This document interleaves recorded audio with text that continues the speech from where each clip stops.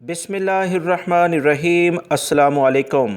سعودی وزارت صحت کی جانب سے وبائی مرض کرونا کی رپورٹ 25 مئی 2021 کے لحاظ سے شیئر کر دی گئی ہے، جس میں بتایا گیا ہے کہ پچھلے 24 گھنٹوں کے دوران سعودی عرب میں وبائی مرض کرونا کے کیسز میں کافی زیادہ اضافہ ہو گیا ہے۔ 1399 افراد یعنی 1389 افراد وبائی مرض کرونا میں مبتلا ہو گئے ہیں۔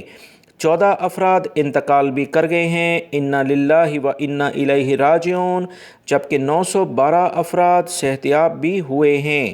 سعودی وزارت صحت نے آج کی رپورٹ پر کافی تشویش کا اظہار کیا کہ وبائی مرض کرونا کے کیسز پچھلے دنوں جو بھی آ رہے تھے اس میں سب سے زیادہ آج ریکارڈ پر آئے ہیں۔ سعودی وزارت صحت کی تازہ ترین رپورٹ کے مطابق پچھلے 24 گھنٹوں میں مکہ المکرمہ سب سے زیادہ یہ ریجن متاثر ہوا ہے، اس میں جدہ بھی شامل ہے۔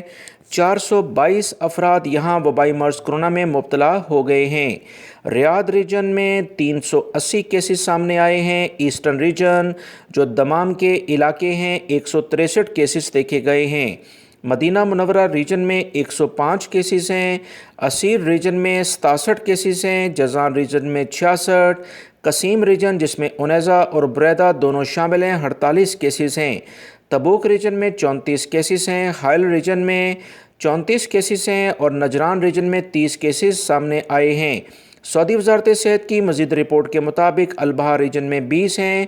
ناردرن بارڈر جو شمالی حدود کے علاقے ہیں 15 کیسز ہیں۔ الجوف ریجن جو سکاکا کا علاقہ ہے 5 کیسز ہیں۔ سعودی وزارت صحت کی رپورٹ کے مطابق سعودی عرب میں ایکٹیو کیسز سب سے زیادہ آج ریکارڈ پر آئے ہیں۔ 9593 افراد ایکٹیو کیسز اس وقت موجود ہیں۔ 1348 اس وقت انتہائی بری کنڈیشن میں ہیں، ان کے لیے خصوصی طور پر دعا کی جائے۔ سعودی وزارت داخلہ اور وزارت صحت نے مکہ المکرمہ ریجن اور ریاض ریجن والوں کو خبردار کر دیا ہے۔ دوستو دوسرے چینل پر میں نے اہم ترین ویڈیو شیئر کی ہے، ویڈیو کا لنک میں نے کمنٹس باکس میں پن اپ کر دیا ہے، ویڈیو لائک کر کے شیئر بھی کیجیے گا۔ السلام علیکم۔